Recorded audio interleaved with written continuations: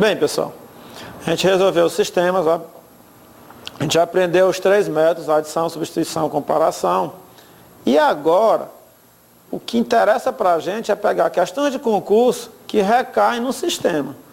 Isso é que é interessante, você pegar uma questão, ler e conseguir, em cima da questão, montar um sistema para resolver. Tá certo? Então a gente vai pegar aqui algumas questões da Fundação Carlos Chagas e de outros organizadores. Então vamos lá, Fundação Carlos Chagas 2007. Uma pessoa tinha 12 bolas iguais, todas com o mesmo peso. Peso aí entre aspas, né? O correto seria massa. Para determinar o peso de cada bola, ela usou uma balança de 2 pratos, colocando 8 bolas em um prato e no outro as demais bolas e mais um objeto que pesava 436 gramas, ficando então a balança equilibrada. Dessa forma, ela pode concluir corretamente que o peso de cada bola era em gramas. Rivelino não entende nada. Então vamos lá. Uma pessoa tinha 12 bolas iguais. Uma prova da Fundação, questão da Fundação Carlos Chagas 2007. Você tem uma pessoa que possui 6, 7, 8, 9, 10, 11, 12. 12 bolas iguais. Para determinar o peso de cada bola, ela usou uma balança de 2 pratos. Então ela queria determinar o peso de cada bola. Então ela usou uma balança em que essa balança possui 2 pratos. Tá certo? Aí o que foi que ela fez? Ela colocou 8 bolas em um prato. 8 dessas bolas ela colocou num prato. 1, 2, 3, 4, 5, 6, 7, 8. Então ela colocou 8 bolas em um prato. E no outro prato, ela colocou as demais bolas. Ora, se são 12, quando você diz que colocou as demais bolas no outro prato, então se tem 8 aqui, no outro prato só dá para colocar 4. E as demais bolas ela colocou no outro prato. E mais um objeto que pesava 436 gramas. Ela veio aqui e colocou um peso de um objeto que pesava 436 gramas. Ficando então a balança equilibrada. Dessa forma, ela pôde concluir corretamente que o peso de cada bola era, em gramas, quanto? Olha, Rivelino, eu preciso de equações para resolver isso aqui?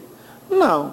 Se você for um aluno esperto, né, você vai pensar o seguinte, aqui você tem 12 bolas iguais. Se você tem 8 aqui e tem 4 aqui, 436, observe que 4 bolas daqui, ó, tem o mesmo peso dessas outras 4. Não, essas 4 bolinhas aqui, ó, elas possuem o mesmo peso dessas 4. Então, se você retirar essas 4 e retirar essas 4, a balança continua equilibrada. Se ela estava equilibrada antes, se você retirou a mesma quantidade da balança, ela continua equilibrada. Então você vai perceber que essas outras 4 estão equilibradas com 436 gramas. Aí você pode só o quê? Dividir 436 gramas por 4. Acabou o problema. Sim, Rivelino. E por que fazer por equações? Bem, já que a gente está estudando equações, né, vamos tentar resolver por equações, para você ver como uma situação dessa dá para montar um sistema de equações ou simplesmente uma equação do primeiro grau. Tá certo? Então vamos lá. Se eu chamar o peso de cada bolazinha dessa de X, se eu representar o peso de cada bola dessa pela letra X, você vai ver que a gente pode montar uma equação. Que equação? Qual é o peso que possui esse prato da balança? Se ele possui 8 bolas, cada uma pesando X, então você tem 8X nessa primeira balança, nesse primeiro prato da balança. No segundo prato, você tem o quê? Você tem 4X, porque são 4 bolas, cada uma pesando X, então você tem 4X. Além dos 4X, você tem mais ainda o quê? 436 gramas. Como a balança está equilibrada, você pode usar um sinal de igual. Então, 8x igual a 4x mais 436. Então, um problema, né, ele trouxe um problema simples, que você montou uma equação do primeiro grau com uma incógnita para resolver. Então, 8x é igual a 4x mais 36. 8x menos 4x é igual a 436. 4x é igual a 436. X é igual a 436 dividido por 4.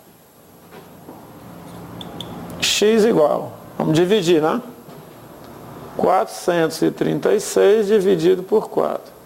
Uma vez 4, 4 para 4 nada, baixo 3, não dá para dividir 3 por 4. 0 no quociente, baixo 6. 36 por 4 dá 9. 9 vezes 4, 36, para 36 nada. Então, X é igual a 109 gramas. Ou seja, o peso de cada bolinha daquela é igual a 109 gramas. Qual é a opção? Item D de dado, tá certo? Item D de dado. Outra da Fundação Carlos Chagas, de 2007. Vamos lá. Fundação Carlos Chagas, 2007. Considere que x elevado a delta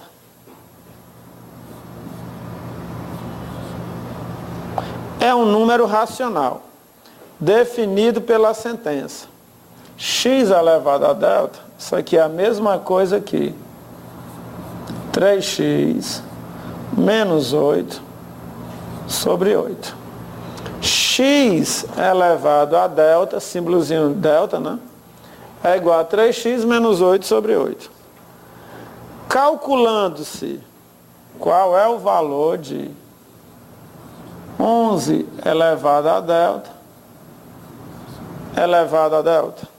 Tá certo? Sabendo-se que x elevado a delta é igual a 3x menos 8 sobre 8, quanto é que vale 11 elevado a delta elevado a delta? Rivelino, isso aí está muito complicado. Está nada complicado. Muito simples. Vamos lá. É só você entender a questão. X elevado a delta é igual. Toda vez que você vê um número elevado a delta, você vai pegar esse número, multiplicar por 3, tirar 8 e dividir por 8. Ou seja, vamos lá. 11 elevado a delta. X elevado a delta é 3x menos 8 sobre 8. Quem é que está tomando o lugar do x aqui, ó? O 11. X elevado a delta. 11 elevado a delta. 11 elevado a delta é 3 vezes 11, ó. O 11 está tomando o lugar do x. Menos 8 sobre 8. 11 elevado a delta é igual. 3 vezes 11, 33. Menos 8 sobre 8. 33 menos 8 dá quanto? Tira 3, fica 30. Tira 5, fica 25. 25 sobre 8. Então, o valor que fica dentro do parênteses, ó, 11 elevado a delta, aquele valorzinho ali é 25 sobre 8. Aquele valor que está dentro do parênteses. E agora, como é que você vai fazer? Olha, Agora você vai fazer isso, ó. 25 sobre 8, que é o valor que está dentro do parênteses, elevado a delta. O resultado do que está dentro do parênteses é 25 sobre 8. Só que você ainda tem que elevar a delta de novo. Então vai ficar assim agora, ó, 25 sobre 8 elevado a delta. É isso que eu tenho que calcular. E vamos lá. 25 sobre 8 elevado a delta. Isso aqui é igual. X elevado a delta é 3x menos 8 sobre 8. X elevado a delta é 3x menos 8 sobre 8. Quem é que está no lugar do x agora? Quem está no lugar do x é o 25 sobre 8. Então vai ser, ó, 3 vezes x. Então, 3 vezes x. Mas quem é x? 25 sobre 8. Menos 8 sobre 8. Certo? Agora, como é que eu multiplico fração? Numerador por numerador, denominador por denominador. Mas quem é o denominador do 3, Evelino? 1. 1 vezes 8, 8. Então você vai encontrar 3 vezes 25, 75 sobre 8, menos 8, dividido por 8. Agora, Evelino, bem, agora vai ficar assim, ó. Embaixo, eu vou tirar o MMC, ó. MMC entre 8 e 1 é 8. Eu vou dividir pelo de baixo, multiplicar pelo de cima. 8 dividido por 8 dá 1. 1 vezes 75. 75. Menos 8 dividido por 1 dá 8. 8 vezes 8. 64. Isso aqui dividido por 8. 75 menos 64 vai dar 11. Então vai ficar 11 sobre 8, dividido por 8. Divisão de frações. Repete a primeira, troca o sinal, inverte a segunda. Então vai ficar 11. 11 vezes 1 dá 11, multiplicação de frações, numerador por numerador, denominador por denominador, 8 vezes 8, 64.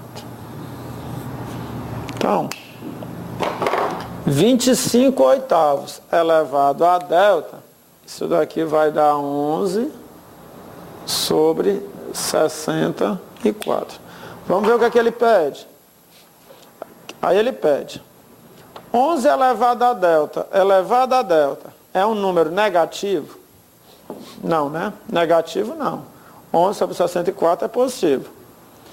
Está compreendido entre 0 e 1? Está compreendido entre 1 e 2? Entre 2 e 3? Maior que 3? Está compreendido entre 0 e 1. Quando você tem uma fração em que o numerador é menor que o denominador, essa fração que a gente chama de fração própria, o numerador é menor que o denominador, você vai gerar um número entre 0 e 1, tá certo? Sempre vai dar um número menor do que 1. 11 dividido por 64 vai dar um número menor do que 1. Então a resposta correta seria o item B. Rivelino, se eu não soubesse disso, bem, se você não soubesse, você teria que dividir, né? 11 por 64. E quando você fosse dividir, você ia ver que ia dar um número entre 0 e 1, né? 11 por 64. Não dá para dividir, você acrescenta um 0, 0, aí você faz 110 por 64. Quantas vezes 64 está dentro de 110? Uma vez 64, 64. E aí vai. Ou seja, o valor vai dar 0,1 alguma coisa, tal. 0,1 alguma coisa é um número compreendido entre 0 e 1. Tá certo? Então valeu, moçada. Daqui a pouco a gente volta para terminar o restante.